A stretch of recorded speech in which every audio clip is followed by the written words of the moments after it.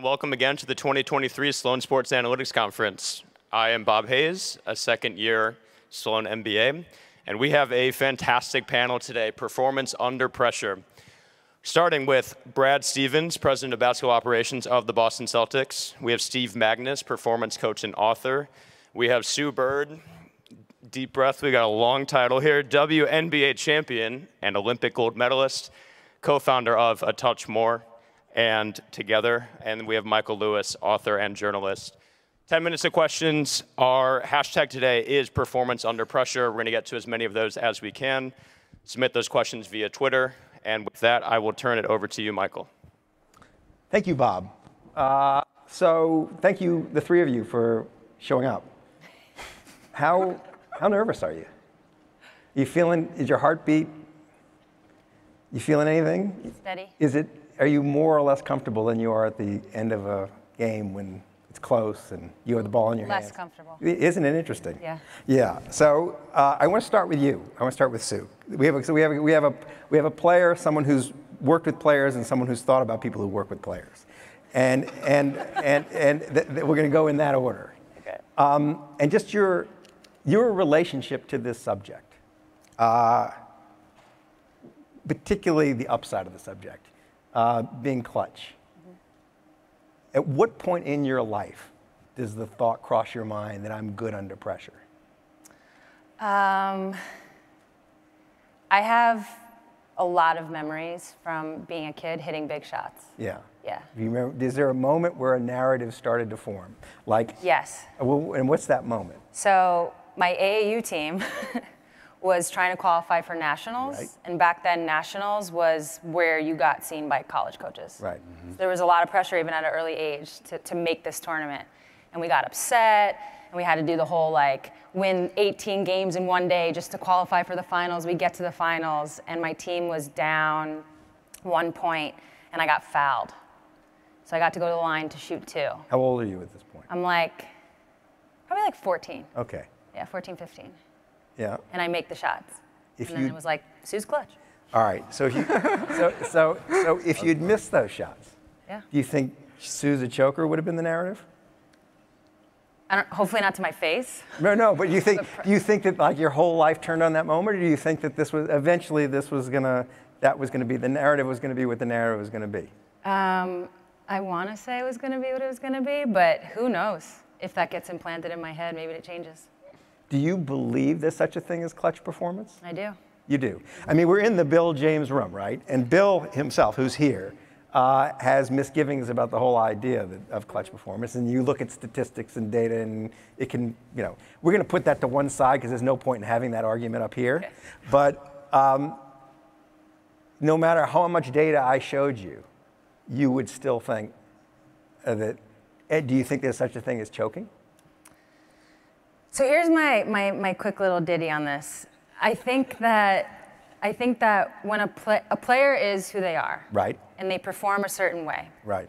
I think clutch performers tend to just like continue their performance. Yes. And I think those that choke, they do worse. Right. So it's not like you're getting better under pressure. No, it's not that you're getting better. But so I guess the answer is yeah, they do choke.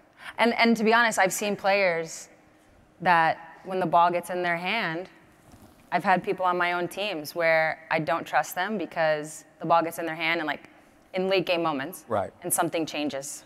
Right. Like their demeanor changes, the way their eyes look changes, and I'm like, give me that back. Get it out of their hands immediately. So I feel that way hesitate sometimes to use when the I word see choke. other people with a pen. Yeah. But choke is like such a tough word. I hesitate to use the word choke. Right. It sounds like awful. I don't think it's as dramatic as choking. They just don't do as well. And you see that at the highest level? Yep. Like even in the WNBA, you saw that I'd have thought it would weed it out. No, doesn't. Nope.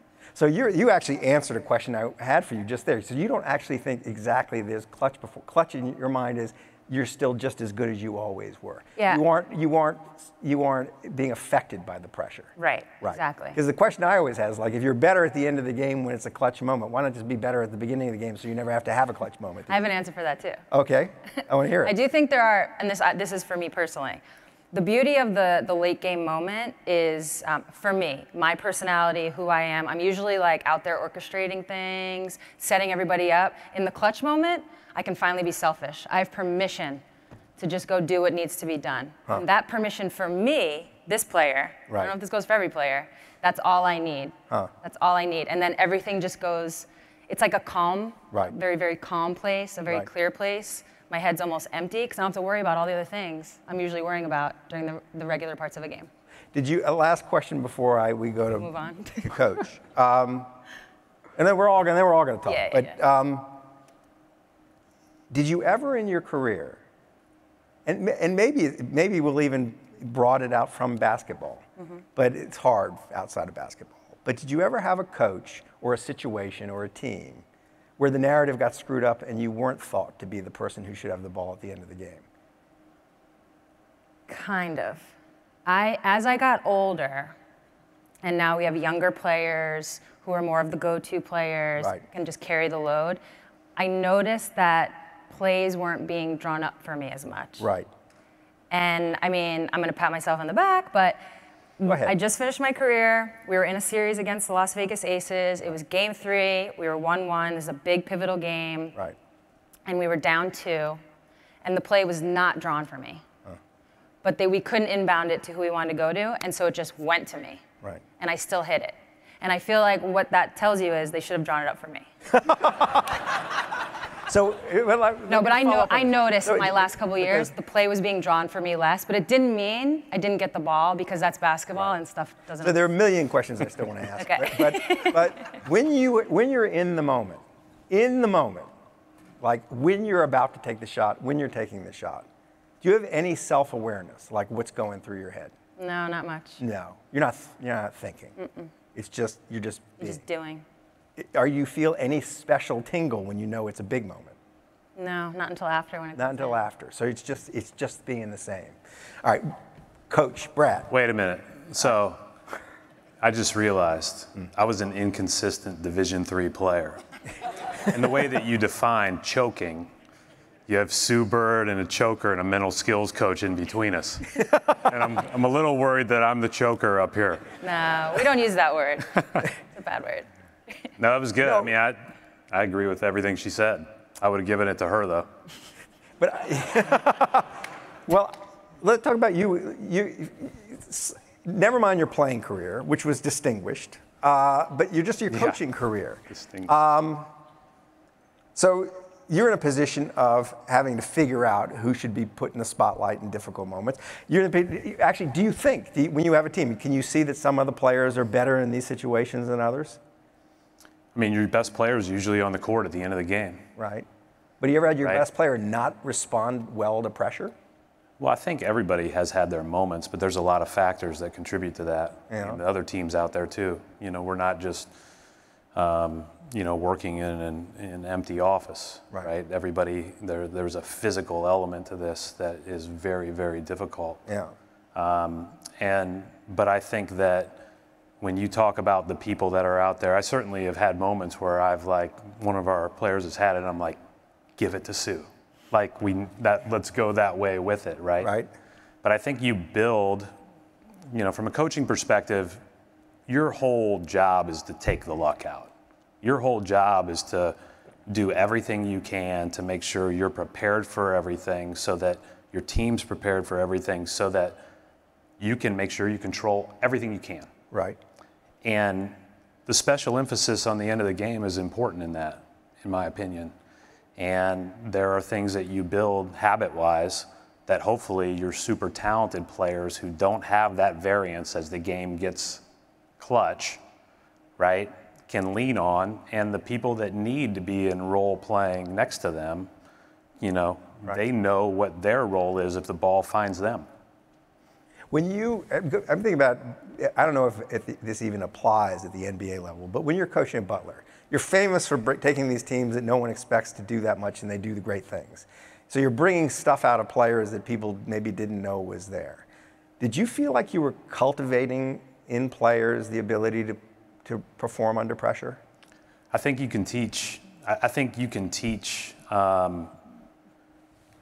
tasks. You can teach doing your job really well. You can hammer home the idea that this is your role in this moment. This is your task in this moment. Yep. And if you operate it well, if you do everything that you can, then you're going to do well if you focus on that.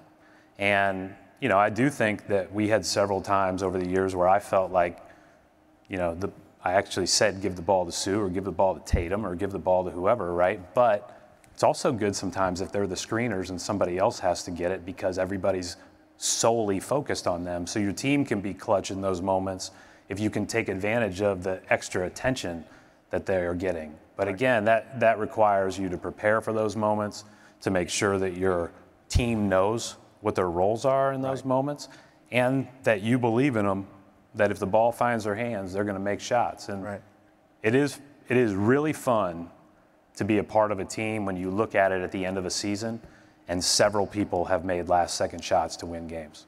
Yeah. That's when you know you've got a unique situation, I think, because you've got a tough-minded team, but more so a job-focused, task-oriented team that can focus on what they can control, can block out things that don't matter, and can operate under that pressure. Did you agree with what's Sue's definition of clutch here, that it's just maintaining the level of performance in spite of the pressure, as opposed to actually finding some weird reservoir and with yourself to be better than you normally are? Yeah, I was talking to Mike Zarin about this, and Mike told me, you know, obviously the best players are the clutchest, right? So they're probably the same the whole time. That makes a lot of sense. Yeah. They probably don't change a ton over that time, but you do have a ramped up intensity, you do have a ramped up focus, and you also in an NBA have 46 minutes of information, right? You don't know at the start of a game how they're going to guard this or this, but a lot of teams don't throw you something new in the last 2 minutes, right? You may have seen it before, especially as you get into a late 7-game series, and you know the intelligence and the emotional intelligence to operate and do your job in that moment too is a part of that. Right. I think the character trait that I didn't probably have that is so unique are I cared a ton, and I think all these players care a ton, but then there's this thing about some people where it's like they miss it, they miss it. Right. You know, they're not worried about it. They have guts to take that moment and handle that moment, whether good or bad. Right. Have you had players who you could see couldn't handle the moment? I don't know about handling the moment. I think let me just use me as an example. Like you wouldn't want them on the free throw line because they'd be uncomfortable with. No, I would go the other way. I mean, obviously, if you're in a Game 7 and you know but I would go the other way, especially in the regular season. I'd be like, I want everybody to go through it. I want everybody to experience it. I want everybody to show themselves either to come up short and to come back the next day and handle that, or to nail it and build confidence off of that. Yeah. Yeah. So that last question before, because I know Steve has something to say to that, but there's a quote that Bob, who prepared me for this, he pulled out of one of your from your past. It was a Butler player who was explaining your 2010 Final Four run, and he said that when there were big runs at Syracuse and Kansas State made you call timeout and brought them over. He said, Coach called a timeout and said a few calm words. Then he said he believed in us, he loves us, and we're going to win the game. And I just love that. And I thought that you're introducing a kind of emotion there, but I wonder if you try to create an emotional kind of climate around those situations. So I'm not up here because I'm clutch playing. I know that, right? But I've coached in a lot of games, and I do think just like players have to build those habits in those moments and know where they're going to be and feel confident that they know how we're all going to function as a team. Yeah. A coach has to be prepared for that. And for me, when I wasn't even or when I was on edge, it was maybe when I didn't feel as good about my own input and preparation. I learned that early on as a head coach, and I made sure that I was always prepared for every scenario, especially at the end of games, because that's where You know, you need to know how people are going to guard you. You need to know how you plan to attack, and you need to know what you are going to be facing on the other end. And if you don't, then you can't expect your team to perform well in those moments. So that was my job. Was it part of your job to sort of manage the emotional states of the players?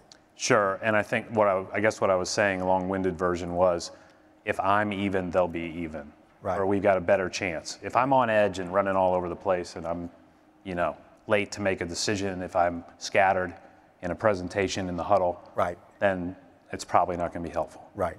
All right, Steve.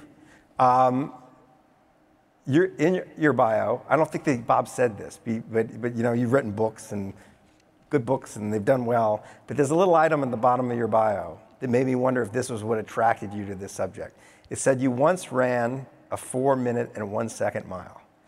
And now that's a very fast time, but there's something about that time that just jumps out at you. You missed it by just that much. Thanks for reminding me. No, and I'm wondering whether that has been you've been living with that and trying to understand it ever since. This is why you're the master. No, it's just a thought. I mean, you don't. Everything Sue said about, when I was 14, I made this shot. Well, let me give you my athletic career. Actually, that's what we're here for. Yeah. Not anyone who's actually good, just me, the runner. So here's what happened. I was a good runner. When I was my freshman, sophomore, and junior year in high school, I missed the state meet by 1 spot. When I was a senior in high school, I missed making nationals by 1 spot. My senior year in track season, I ran that 401 mile, missed it by 1 second. I then ran between 401 and about 404 20 times. So I'm really good at getting close to being good at something, but then falling short. Yeah. So I think you're absolutely we're onto something right. here. Yeah. Okay, so you want to know what was going on in your brain. Exactly, and I think that's where I was getting at is like my own failings. It's almost like teaching, right? The best people often don't teach. It's the level below. Like that's why I wanted to explore that. So talk a little bit about like just the physiology of performing under pressure. Like what these two just said that resonates with your work. What's going on? What's going on in my brain when I've got the ball in my hands and when she's got the ball in her hands? Yeah, so what I love what they both said because it lines up perfect with the psychology and neuroscience really of it, which is that whenever we get some sort of stress or pressure, at first, it's almost like an inverted U. Like at first, it helps us. And what happens is it narrows our focus. It's almost like a filtering mechanism. It puts our focus on what actually matters. So when Sue says, like, all I can see is this, everything's blocked out, that's our brain going, okay, high stress situation, like focus on the things that matter. The problem comes when we go from like pretty good, optimal, and we go over the edge. And that's where we see the quote unquote choking. And what happens in the brain is that as that kind of physiological arousal goes too high, it turns off this area in our brain called the prefrontal cortex, which is essentially the thinking, executive function, the skill part. And when that goes off, it gives free rein to this area called the amygdala, which is essentially our threat sensing, danger sensing, emotional area that just goes through the roof. So when we look at choking, it's often we've gone too far, that amygdala is going wild, and we experience it as like this catastrophizing spiral where we just can't get out of it. And we all know it when we see it. Absolutely. When the Dallas Cowboys place kicker is coming to kick the extra point, you just know that's going on in his brain, right? Yes, and it's really it's funny because you see. I mean, I think nobody would deny that choking. You don't like the word, but sorry, we just got to use the word. All right, okay. I'm probably offending you at some deep level. No, not me, the other people. Okay. Well, is this true? Is this true in your life? Have you ever choked? Yeah. Okay, when? Well, I've missed. Yeah, that's different. But there's a difference, right? You don't make every shot when. Choked? Yeah, have you choked? Have you ever felt that? What he's just saying. Someone's gonna find the. Where my U went the other way? Yeah, where your brain went, oh, you knew afterwards, I clutched up a little bit there. It went too far. Not in basketball. I have a soccer memory. Does that count? Yeah, that counts. What is Yeah. it? I missed a penalty shot when I was in like, I don't know, 8th grade. And look who you're married to. I know. Yeah. Don't tell her that. Yeah. But you felt the thing where you were thinking about it. No. Oh, I just missed. Well, just missed. That doesn't. I don't That's remember not what we're feeling really the, talking the, about the here. choke aspect. What about outside of sports? God. Where you. There's an outside of sports? But I'd have to think about it. right. I'm sure it exists. I'd have to think about it. Well, just to continue with the brain for a minute. Yeah, sorry. How do you explain why would this happen? Like, what possible purpose could this serve? So it's to have this choking moment. yeah, it's a survival mechanism. It doesn't look like it. Yeah, well, what it is think of it, it's almost like our freezing response. Right. Where it's like, oh my gosh, like we're in this situation, like what do? Our brain just kind of shuts down because it doesn't want us to think. Right. It just wants us to escape the danger that is there. So in sport, and this is why if you look at the research on choking, when does it occur? When we have like an audience, when we have others around us, we actually are more likely to choke when our family's around. And the reason behind that is because our self goes into protective mode. So instead of going like physical protection, our brain goes like, I'm protecting my sense of self because I don't want to be the failure. That's wild. Yeah. That's interesting. You just explained why I pitched poorly when my father was at the game. So, more than one athlete, especially college level, I'd have to like go to the parent and be like, hey, they got the championship coming up. Can you just like skip this one here? Like, don't show up, and the player performs better. It also, when you explain why, does this resonate with you at all? Like, even in your playing career, did you I'm ever? thinking more about my parenting career. I know. I was like, Well, that's interesting. Really. a game. By the way, Uh-oh. Brad is going to leave early to go see his son play in a state playoffs, championship game? Not championship. State playoff game. Yeah. So you're going to go, and he's going to go choke, and now you'll know why. Now you'll know why. But it's so.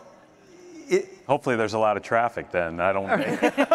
But does this, you kind of skipped over a little bit, like you just sort of assume your players will all learn to function under pressure. You put them in the situations, you have them have, eventually some success in the situation. And I could see how that would really work. When I think of it, I think of, when you're 14 and you hit the free throws. And that's the beginning of a story. And the story just never changes, right? Once you get the story, you're kind of set. And it's amazing how the story will carry you through lots of situations once you've got that story in your head. I had, when I was a kid, similar situation. And it's made a huge difference in my life because I let that story happen and I tell that story over and over. And it stops me from, in moments of horror, from like going to that place. But a lot of people don't have that story, or a lot of people have the opposite story. Now, they never become NBA basketball players. Maybe they never even get to Butler. But I'd have thought you'd have some experience with, like, mental coaching. Like you have to help a guy along to get to a place where he feels confident under pressure. Absolutely. How do you do it? That's part of coaching. Yeah. It's part of, if you need to. Tap into the experts like Steve, right? I think. Do you have such people around the Celtics doing? Sure. Yeah. At this level. And a lot of our players work with people outside the Celtics, in talking about that. I do think that one of the things that we try to do is when you're talking about performing under pressure, I do think if you have 1,000 messages, it's hard.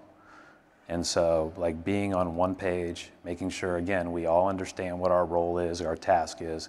We all understand that whatever happens, we're going to put our best foot forward and we're going to live with the results as long as we control what we can. Then I think that's what you do and that's what you talk about. And I think you're consistent in objectively reviewing how you did. Right. Because, if Joel Embiid's shot counts that he threw in last week at 75 feet, that has no bearing on how we played up to that point.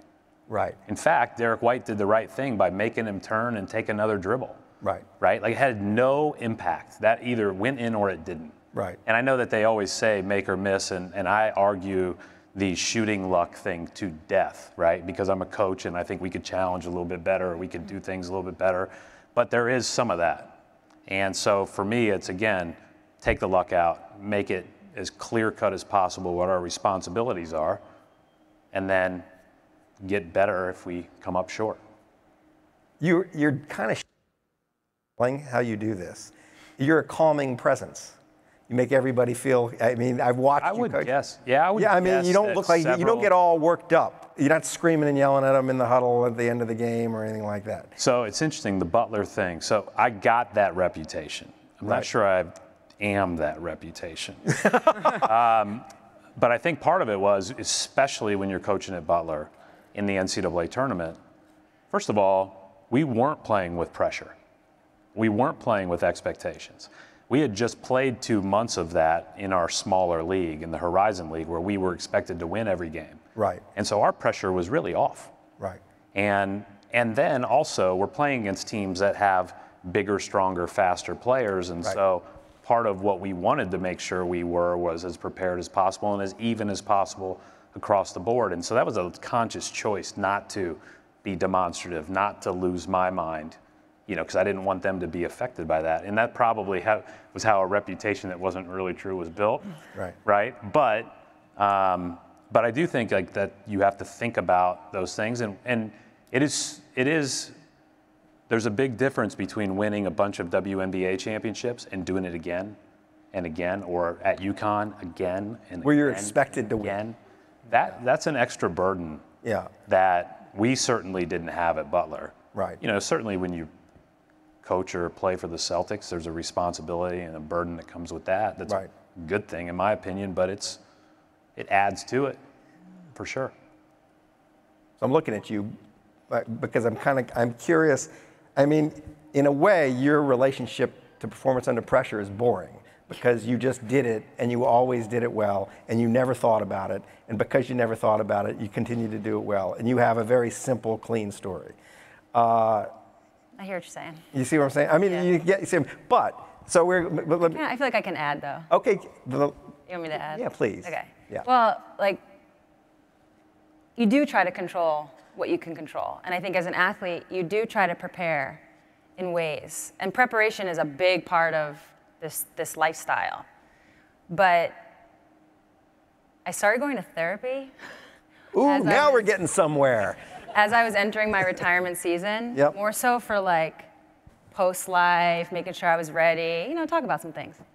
So, sidebar, that's the answer to your question of the times I've choked. I found that I choke in my like personal life in ways. I don't always show up in the right way or say the right thing. It doesn't always happen. And what I learned in therapy is what helped me succeed as an athlete isn't always what's going to help you succeed in a relationship or as a partner, as a sister, as a daughter, whatever. So that's a whole other panel for next year. We can work some of that in here. But anyway, I say this to say my therapist said this to me, and I was like, oh yeah. And as it turns out, she just gave words around what I've always done, which is you really are just preparing for the spontaneous. Yeah. And a lot of people like to control and be, and I think a lot of athletes, maybe it's lack of talent or maybe it's fear. They control when they get scared. We all do it in our own ways. We like to control. And I think what I've always tried to do in my workouts, in my practices, is just try to communicate to my teammates even like, this isn't gonna be perfect. Like, so they're gonna draw this play and we're gonna try to get it to Brianna Stewart on the block, but we're probably not. Right. So be ready for that. Right. And be comfortable in that. And I feel like the more, so I don't have an answer on like, how do you make somebody more clutch? Right. But I have found in my own experience, and I was lucky to have those experiences at a young age that did tell me that story. I have found like, oh, the more I'm like okay with this not going the way I think it's gonna go, the more calm I'll be. Oh, this is no surprise. Of course the play doesn't work. Right, that's a meta level of this. It's an awareness of having to be comfortable being uncomfortable. Yes, so that's definitely a big part of it. Athletics, every game-winning shot I can tell you about, it did not get drawn up that way. And some... Except yours. Yours get drawn up and they work. Yeah, but other teams are out there too. Keep going back to that. Like, yeah, Brianna Stewart's going to be the focus of their huddle. Sue Bird's going to be the focus of their huddle. I love that. idea that you prepare for the spontaneous. And that, again, goes back to like an emotional intelligence in the moment and an ability to read in that moment. Right. Like, and that's part of repping too, and building an understanding of how to play and how to read different defenses and understanding what the other team wants. And did you ever find yourself in the position of having teammates who had discomfort with expectations and pressure and discomfort? And did you ever have to help them through it? Ish. Like, as a teammate, at some point there is a ceiling on what you can do, because you're their counterpart, you're their equal. Yep. There's no real authority. But as I got older and I became more of a, like, just this veteran, this coach on the floor, and I got looked at differently. You know, for a long time, I'm sure I've said this joke on this stage. It's like I was the dazed and confused guy. Like I was getting older and they were all staying the same age. Right. I've seen your interview where you meet one of the mothers of your teammates, and she was born on your same Yeah, we day. had the same birthday. Yeah. I was like 1980. Yeah. Like, yeah, I was like, okay, great. Right. Yeah. That's a little odd. Yeah. Yeah. So now these players are a little younger. For me, as a teammate, not a coach, not any kind of authority figure, if you will, it was just about giving them belief. Like that this player on this team, this Olympian, whatever you want to call it, believed in them and encouraged them to continue to take the next one. Right. That's how I saw it play out. Right. Yeah. But I think what I've learned, and I think this is, again, specific to me, somebody said this to me recently and it really clicked. It's like I can have, and there's a lot of people in this room, I'm sure, it's like I'm having multiple conversations like with myself at the same time, like at all times. I'm just holding a lot in my head. And I think that has helped me be a clutch player. Right. Because I know, again, the prepare for the spontaneous. If they take away my jumper, okay, I'll go to this. If they take away that, I'll go to that. And I can handle that, where I think some players, when they want to do one thing, but you take it away, they can't just go to the next. It actually probably shows up more, to be honest, defensively in clutch moments. Really? When you have to get the stop. Because now, you are not dictating anything. Right. So you're just reacting. You're trying to maybe force this player left or whatever. Right. But the minute it doesn't happen, and the minute it changes, or the minute the clock goes under 8 and you're up 3 and now I can foul, to like have that moment where it clicks in, I just think there's something to like being able to carry a lot of conversations at the same time. Right. So, And I'm like, what do you think? No, there's some great psychology behind that. And if you look at the research on clutch performers, is that there's a couple of different traits that stand out. One is a sense of control.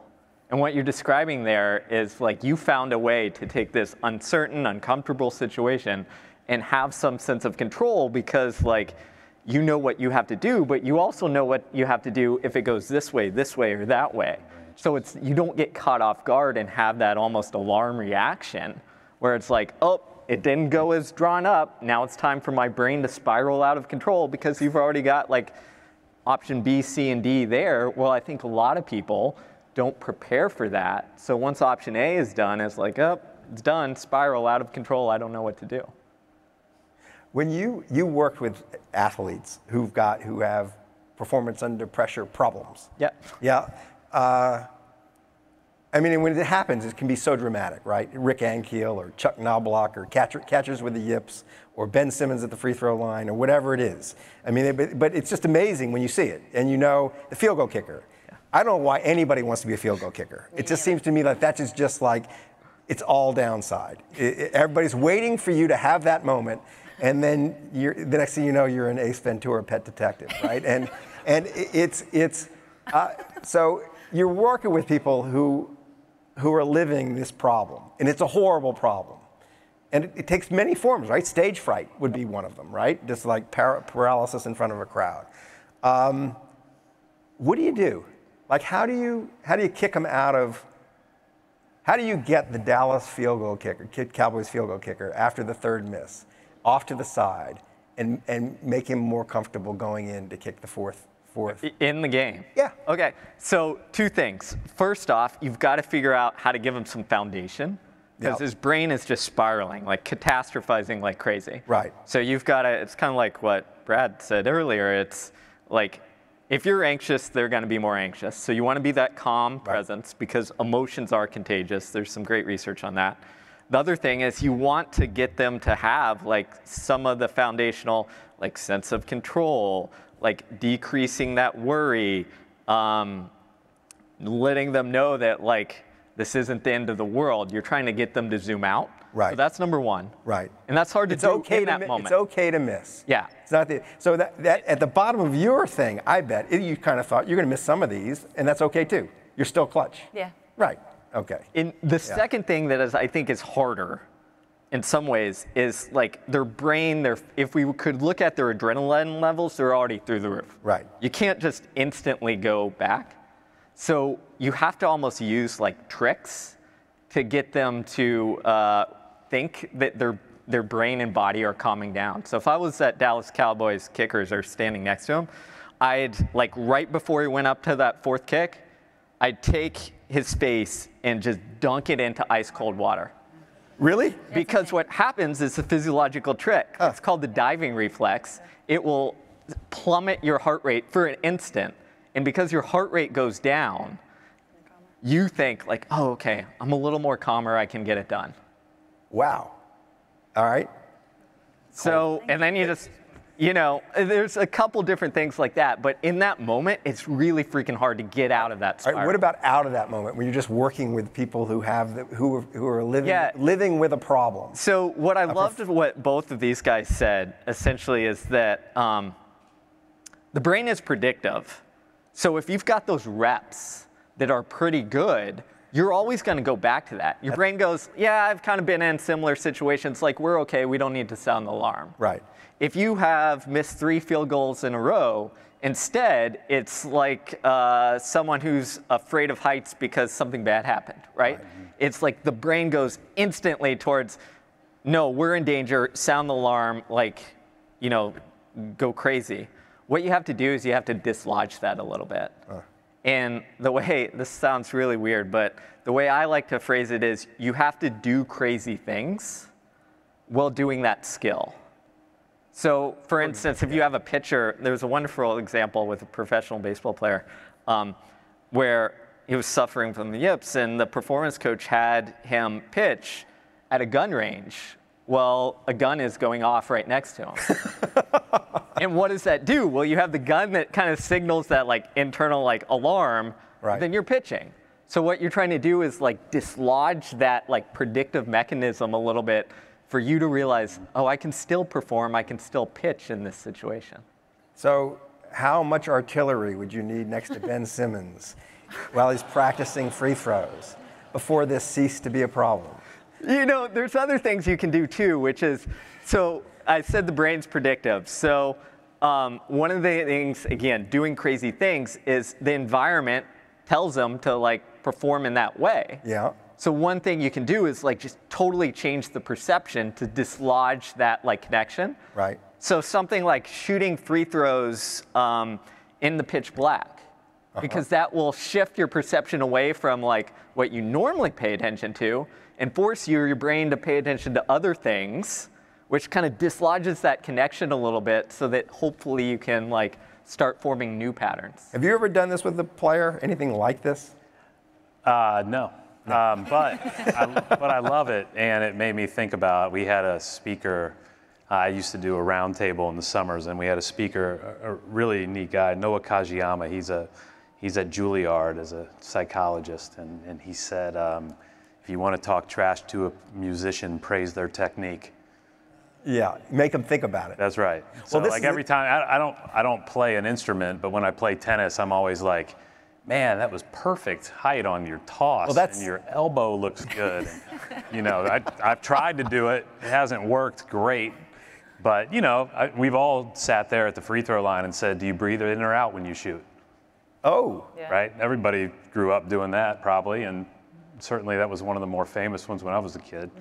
But anyways, I've got to go soon. I'm sorry. You know, the pressure is getting kind of hot. The pressure is getting hot, yeah. And you know, I was thinking about being on this panel, and like, I'm not clutch.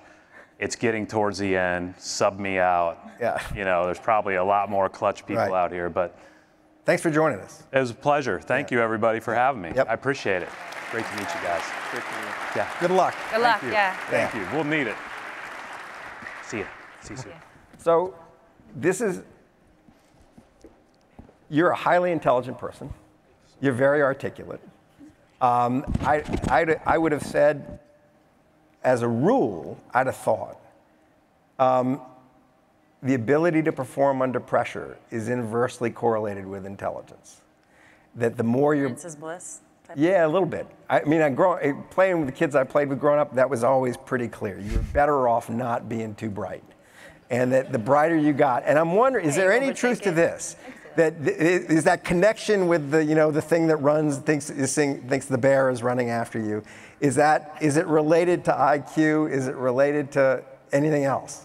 I have no idea if it's related to IQ, but I mean, I see where you're. If you were a little stupider, you think you'd have run 3:59? Yeah, I actually do. I mean, because there we go. Part of it is part of that is being able to shut that mind off. Yeah. Or focus it on things that actually matter. Yeah. Yep. Instead of things that don't. So in endurance sport, we call it you have the angel and devil on your shoulder that are talking to you. Right. And if you can keep the angel talking, you're going to be okay.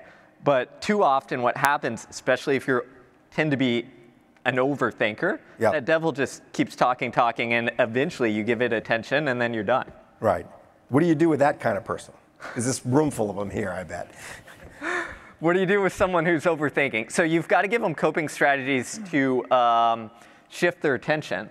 Because all it is we tend to overthink when we get caught up on the things that cause us that pressure. Right. We focus on, so in running, I would always, I'd come by 3/4 of a mile and you'd look at the clock and you'd see it be maybe a little bit slower. And what does that do? It gets you going crazy thinking. Right. So instead what you have to do is kind of what Sue does, naturally, I guess, is make sure there's somewhere for the brain to go that is productive. Right. And not destructive. Right. So we got some audience questions here. Can we do those? Yeah. I'm just going to read them. I'm not going to evaluate them. What's the most pressure you've ever felt in your career or life in general, and how did you handle it? We'll start with you. In my career, I think the free throw scenario is always the one that has the most pressure because there's more time to think. You think about when choking happens in sports, it's always when you have a little time to think. Yeah. The field goal kicker, the pitcher, the catcher throwing back. It's not the things that are just reflexive. No, it's the free throws. And I have made game-winning free throws. I have missed game-winning free throws. Right. I've luckily made more. And that's what makes somebody clutch, is that you've just done it more than you've missed. Right. Or you do it the level you normally do it. Right. Right. Yeah. You're not worse. But that can't be sitting in a free throw line. Can't be your. For the most pressure, am I? Yeah. No, I'm sure. You probably didn't feel the pressure even when you missed. It depends. Have you ever felt pressure? Yeah. Where then? Of course. Where's the man, pressure? this does feel like therapy. We're here to talk. Yeah. The most pressure. Well, I'm very fortunate in that I don't have the pressure of feeding a family. Right. I grew up middle class. I didn't have the pressure of providing after I made it. So I feel very fortunate in that way. So financially, I haven't had some of those pressures. I think the time I felt the most pressure basketball-wise was going to, Brad brought it up, going to Connecticut. But even then, I like to say, when I got there, the University of Connecticut, they'd only won once. So I didn't go there when they had won 8, 9, 10 times. Right. You created pressure for other people. Yeah. Basically. Sorry about that. But you kind of dodged that because we'd moved on from basketball to life. Yeah, no. Yeah. And I was just the most pressure you felt in your life. In my life. I don't feel any pressure. Moment? You don't feel okay? All right. No, I'm sure there's things. I don't know. All right. I mean, now we're getting real personal. I don't know. Okay. How deep I want to go here. Okay, you can think about it. Aside from the 20 times you ran a 4:01, what's the most pressure you felt? In life? Yeah. Oh, man. You can do sports if you want to do sports, but people are going to be much more interested if you have some sort of screwed up life story. Great. You're going to, yeah, That's where I'm trying not to go. All right, so we'll just go there. So at some point, my running background, I was a witness for a anti-doping case for USADA. And part of that was you had to sit down for about 10 hours and get grilled on all the evidence you were giving from the other side. All right. And that was the most pressure, anxiety, whatever you want to call it, I've ever felt in my life. Huh. Did you manage your pressure like self-consciously? Did you know I need to do this so that they don't go to the... Yeah, you know, fortunately I failed enough in running, so I was prepared for like how not to fail. So I did a much better job in that, but it's you know, it's difficult. This is a question I think about it because I've still got a kid who's an athlete, and I watch the way the way the environment actually doesn't encourage, always bring the best out of him. Where do you think existing training approaches fall short of supporting athletes' ability to perform under pressure? What can be improved that you think actually is within the realm of possibility? I think is probably what they meant. Like what's bad about what we're doing, especially with kids, and what's good? And how do you make it better? Sure, kids, lots. So I think, you know, it's again, I'll go back to what Sue experienced. Like that story that occurs is really important. And that story, where does it start? When you're a kid. That's right. So with youth athletes, we have to think about, are we engendering or engaging the right view of like performing under pressure and failure?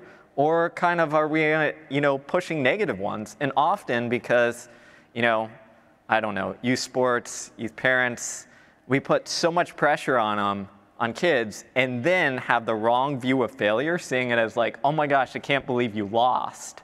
Like, look how you messed up, blah, blah, blah. Right. And all that does is make you like predict the wrong thing in the future. You're like, oh, you know, if a 10-year-old misses the whatever game-winning shot and coach, mom or dad or whoever yells at them, all that kid ingrains in this story is like, don't screw up. Right. And you don't perform well when that's exactly what you don't want to be thinking. Exactly. Right. Right. You have any thoughts about this? I mean, the only thing that came to mind was something I touched on earlier, which is I feel like in practices, I'm sure sometimes coaches just want to get it right so they feel good about themselves.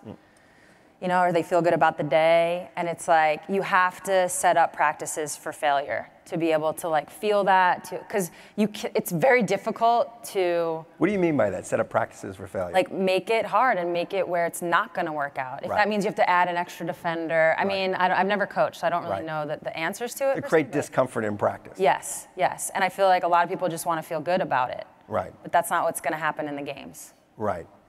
So you've got to simulate this environment. Yeah, I feel like it's the only way. It's hard to simulate because you can't do the crowd and you can't do the pressure. So you try to maybe create it so people can get a taste of it. Huh. And then they have to figure it out on their own. Have you ever had a coach who did it well? Yeah, Coach Ariama did that really well. He did? Yeah. What did he do? Throw out extra defenders. Really? So just make it so impossible. Right. And then when you got it, you were like, it was a big F you to him. And then it was also like, oh, I can do this now. I have confidence in myself to do this. And at a young age, that was really important. It's so easy to tear a kid down and so hard to build a kid up. And the power, it's so easy to get them thinking, to create the bad narrative, and so hard to create the good narrative. It's an interesting way to create the good narrative is to put you in those situations that are really, really hard until you figure it out. Yeah. That was my experience. Huh. Yeah. Huh. All right, what's the biggest tip for developing self-confidence to stay calm under pressure? I'm still working on that. You don't know. You were born with it. You know. No, you have a little bit of the problem that you don't even know. I'm curious.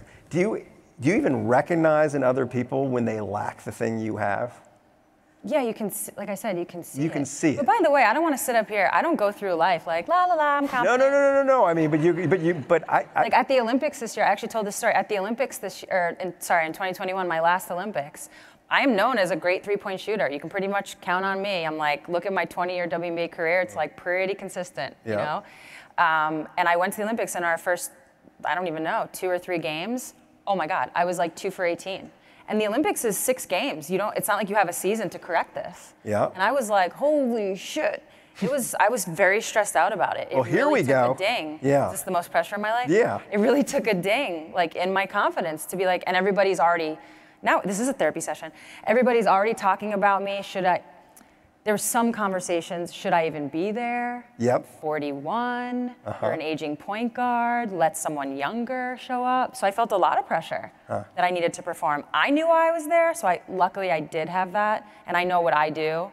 Nobody else does. I was very confident in that. But then when you go out there and people who love stats don't see your stats, don't see the proof in that pudding, right. it can build a stress. I was very stressed. But at that point in my career, I was also very lucky that I had a lot of experience to draw on. Right. I've gone through slumps. Right. Every athlete does. Yep. And I know the only way to get out is to not think about it. Yeah. It's the only way. You just got to throw it up there. I was splinging that thing. That's great. So you at no point. Eventually. It went in. Eventually it turned around, and I finished the tournament the way I would have liked to have started it, but eventually it all evened out. I bet I hit my averages. Shoot to get hot, shoot to stay hot. Yeah, exactly. Right, all right. So you didn't really adjust your behavior in response. No, but that's because I had experience. Right. So I'm lucky that I could call on that in my own way. Right. Something like I actually felt. Right. Not just somebody telling me like, hey, this one time I had a slump. That's not working. Right. I'm like, good for you. Like, that's going to help me. I didn't feel it. Right. Yeah. Right. I mean, she's spot on. Confidence demands evidence. So the more evidence we have, the more confidence is going to grow, and we're going to have different scenarios where we can look back on. I think the other part on confidence that sometimes we get wrong is that when we're talking about these like high pressure situations, the like external bravado version fails. Like the fake it till you make it doesn't really work when it's like the game on the line. What you have to have is that like deep internal confidence that comes from like putting in the reps and doing the work for a really long time. Right. I thought of something. Okay. In life. You're just under. I know, this was quick. clutch. It's quick. This was clutch. It's quick. All right. As a female athlete in today's world, every time I'm on this stage, pressure. Every time I'm in front of the camera, pressure. Forget basketball. It's like every time I have to speak about things as a female athlete, there's pressure. More pressure than a male athlete.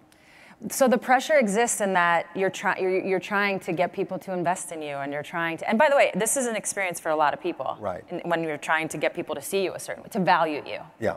But I'm speaking for a lot of people. Right. And so the pressure that you feel there, and again, this is no different from anyone in this room. Right. The pressure you feel there, that's the life pressure that exists for me. Right. Being a spokesperson. Right. You don't want to mess it up. Have you messed it up? Oh yeah, I'm sure. Do you know when you've messed it up? I do. I'm not going to tell it though. Come on. You could probably Google it. Oh, come on. It's like every outfit I wore from age 21 to 25. One big mess up. No, I do have one moment where I don't even want to say it because you're going to Google it. Come on. We're going to Google it anyway. We only have 4 minutes. That's all right. I went on a local talk show, and the guy wanted to make some dumb bet, and I agreed to it. I was a kid. That's not the excuse, but I was 21. I don't even want to say it. Just Google it. Oh, come on. He bet me. It's like I can't. I'm sitting here.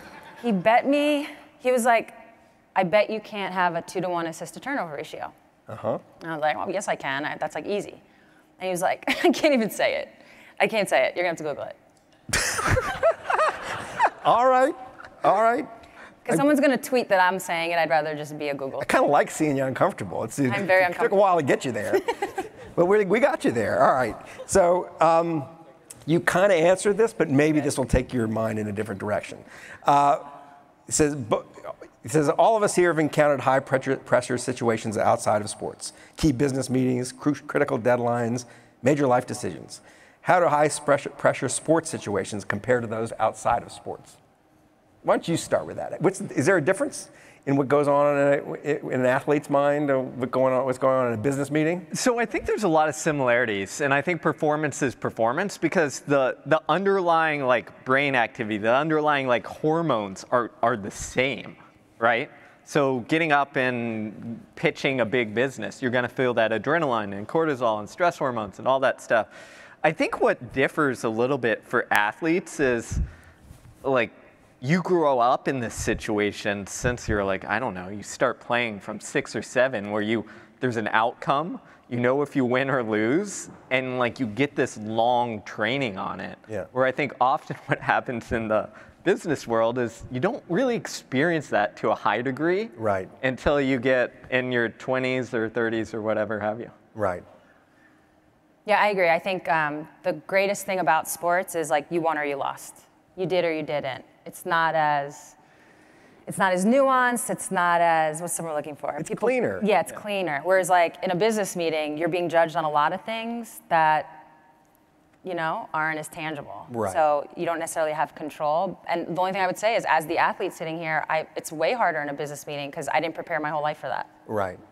So it all comes back to that preparation. And you don't even know at the end sometimes whether you won Right, or you lost, yeah. or whether what you did could have been better. Or Yeah, It's easier to manipulate the story in your head if you're in the business world. It's harder to do that in sport because like everybody can see the result. you are what your record says you are. Yeah.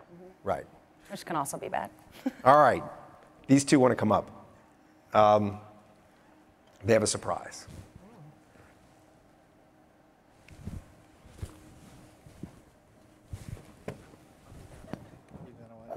Hi. Hello. So, this Sue, we're gonna honor you with the Lifetime Achievement Award. Yeah. So wait, let me give the background before though, or you can get. I wanted to hold it. Oh, It's hold a good it, sure. It's for the visual. I'll come over here. Get out of the way. You can see you. There we go. So, Sue, Amazing. what year is This this is for an you at Alpha the Award. conference? I don't, 7? 7th. Okay. So Sue came to the conference the first time 7 years ago, and was worried about talking about analytics. And then what Sue did is the next year she came, she wrote an article in the Players Tribune about how women's sports, there wasn't enough analytics around it. And as a result, it raised awareness of how little was being done about women's sports. And as we like to talk about, data and the creation of data is so critical. And now women's sports is certainly getting a lot more attention because there's the data to drive interest and engagement.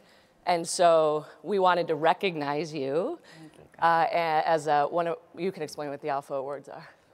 Well, the Alpha Award is it's about creating true value. So it's like a term that means you have your what true value you're creating, and then you have your beta, which is like the variance around it. So you have created true change in data analysis and through your career, and you being, as you just talked about, the pressure of being someone who represents a lot, and we wanted to recognize that. And to give the NBA some credit, because of Sue's article and lots of people's work, the WNBA has the same, just as good information as the NBA does now, so, which is pretty amazing. So Well, thank you. Thank you. Obviously, thank you. Thank you, guys. Unexpected. First time I've been called an alpha. No, but obviously with moments like this, you know, you can't create or write an article. You can't talk about these things without the platform that you guys have provided. So thank you for always inviting me back, for allowing me to do all these kinds of panels. It is also a creator of change, not just for everyone in this room, but myself included. So thank you very much. And you're retired, so this happens And I'm more retired. now. These happen more. Thank you. And thank you Thank to you. Michael Lewis and Yeah. Steve and Sue. Brad in absentia. So. Thanks, guys. Appreciate it. Thank you.